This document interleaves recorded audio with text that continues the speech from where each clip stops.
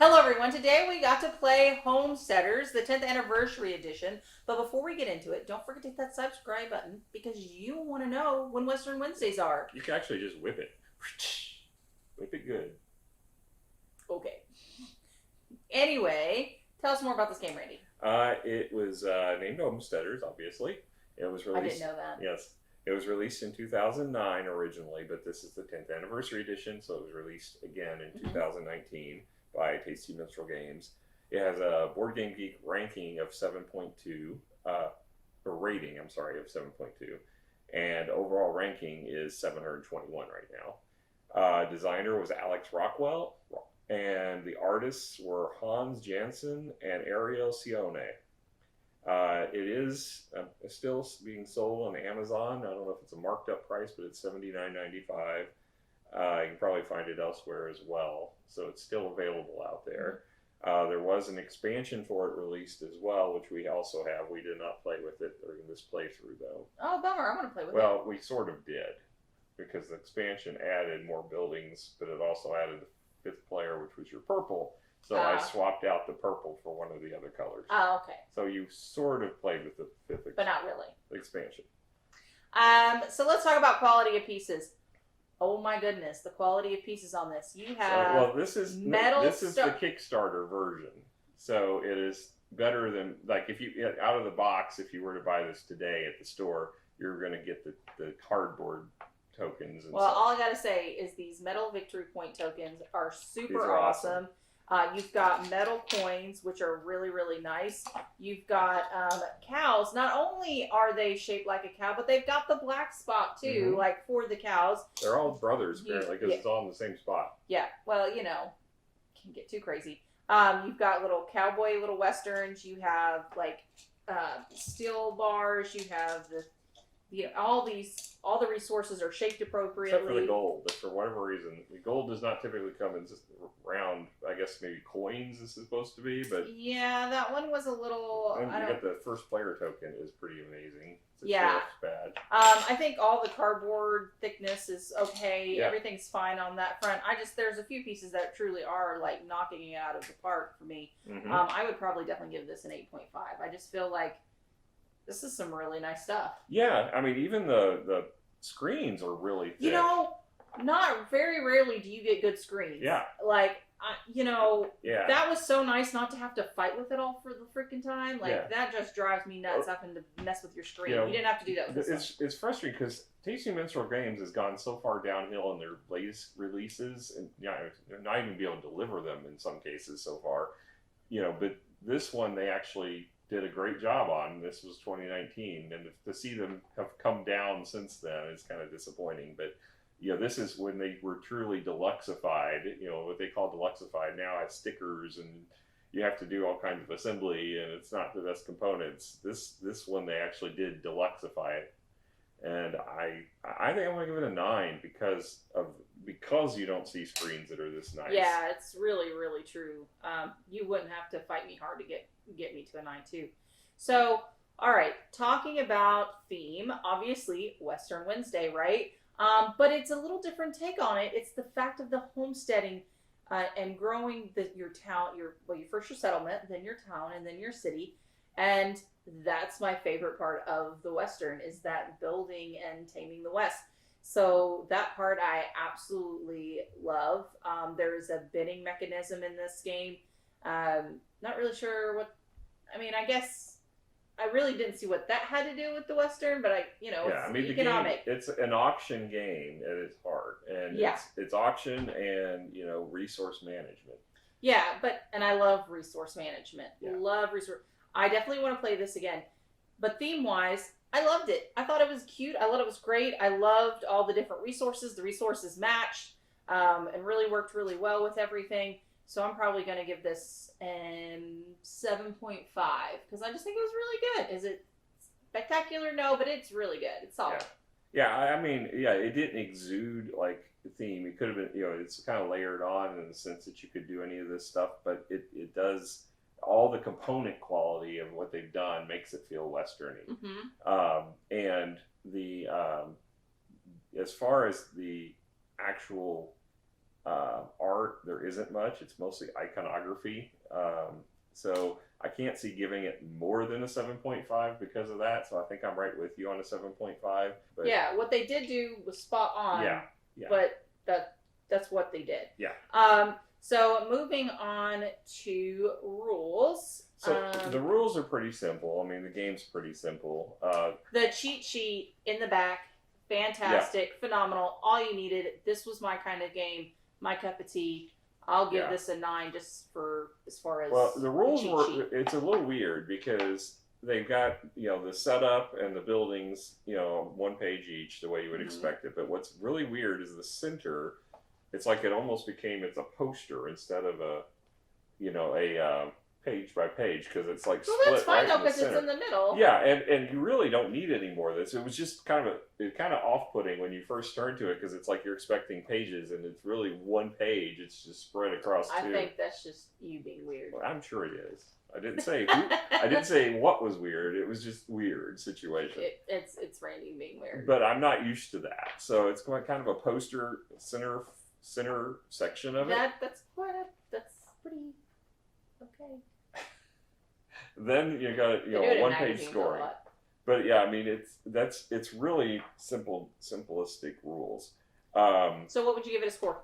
Well, given the back of the cheat sheet being so phenomenal, I'll probably go ahead and give it an 8.5 because everything in here that threw me off, it was kind of covered here. It was a little tough on a few places where I had to read it a few times to understand it fully. But because I think part of it was I was expecting this based upon the components to be more complex of a game than what it was. Especially when you look at the box and it says it's 60 to 90 minutes long. No, this is definitely not 60 to 90 minutes long.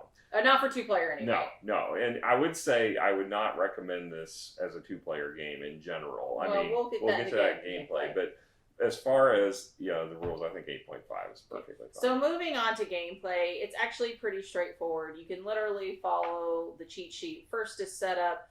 The second is the income phase. And part of that income phase is you allot your workers. So you end up with workers, and some of your buildings that you build require workers to trigger that action. So you place those, and then you collect your income. So depending on the different resources you've gathered and the money you've gathered, you gather that up, and then you pay your workers. So for every single worker, you have to pay them silver because they need wages too.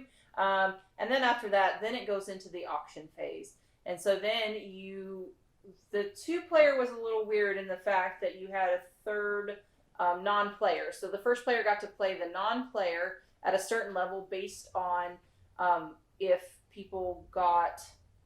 both people got building, it went up, but if only one person got a building the last round, it would go down. And we kept track of it with the cow over on the third spot. Normally that wouldn't be the case. You would just have 3 people bidding, But you would still, with a 3-player, only still have the 2 pots. Correct. With a 4th player, you add the 3rd. Correct. So you do the bidding, and then the auction 1 goes first, and that triggers. So depending on what was on the tiles, because the tiles have different things that you're bidding on, be it a certain kind of building that you're allowed to build. Some say any. Some say you're just going to go up the railroad track. So there's different things that occur on those cards that you can bid for. And then you take those actions, and then it goes to auction 2. You take those. Now, the cool thing about this is you don't necessarily have to have money to do these things because you can always take on debt. Now, the debt is actually pretty strenuous. You get $2, but you have to pay $5 back. But that is at the end of the game, and you do have an income round before that, so there's that little benefit. So you do have to monitor your money if it's worth bidding and taking on that debt. I think that's what hurt me in the end because I had 5 tech tokens. I had 3 debt, and you had 5. Yeah, and that kind of killed me because I could see that going in. I was like, oh crap, if I don't take care of this, I'm going to end up with negative 15 points. Yeah. Well, there's that, but the thing is if you don't have to win an auction every time. If you bow out, you get a perk for bowing out, which is kind of a cool thing. It's not as nice as what you get for the buildings, but the thing is you don't have to pay any of your money.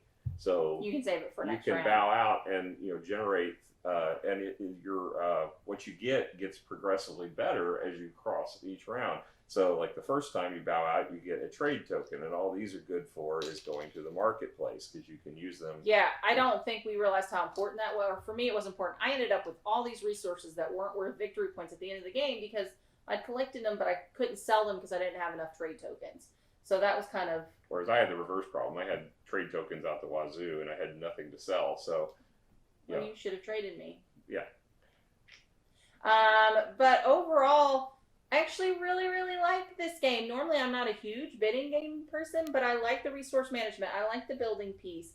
I liked a lot, and I loved the components. It made it so much more enjoyable for me. So overall, I can't wait to play this again with the 3 to 4 players because I think it will give it a little bit more attention and more enjoyable. Definitely. I kind of want to give it like a 7.5 to an 8 because I really did like it. I mean, I really liked it, guys. Well, it's kind of hard for me because we played it only 2-player. So I still liked it as a 2-player. I'm looking at it and I can see the potential of it. I didn't feel like it was strong as a 2-player game. I felt like the mechanism with the bogus third player was a little bit wonky. I understand why they did it. Yeah, I mean, but it increased prices quite significantly. Yeah, because that hurt. I don't think an auction game can really be played 2-player. After I saw it was an auction game, I almost put it away. But then I'm like, oh well, it's Western Wednesday. We got to do a Western, and we've already started reading this one. So we were kind of short on time today, so it worked out okay.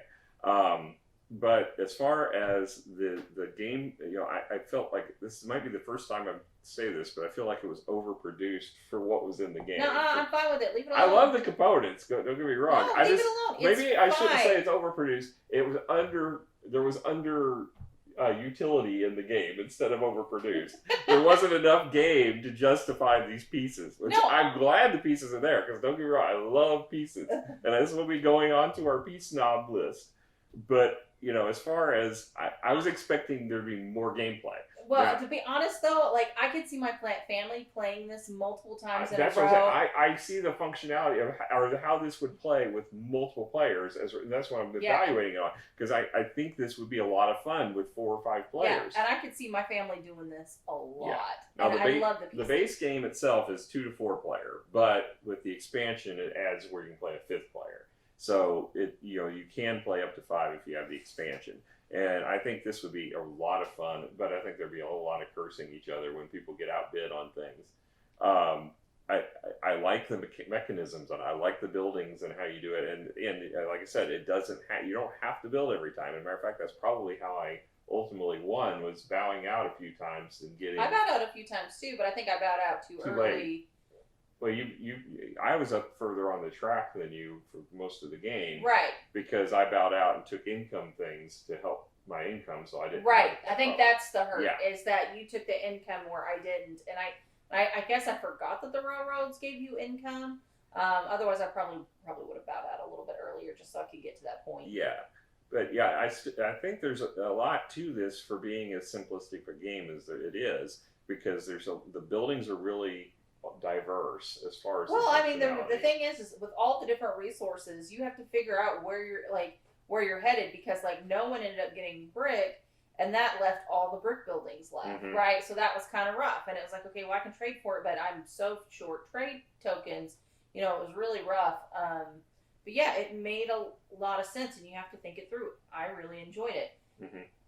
It'd be interesting to possibly do trade amongst players. That would be interesting. Well, that's not a mechanism of the game. I know.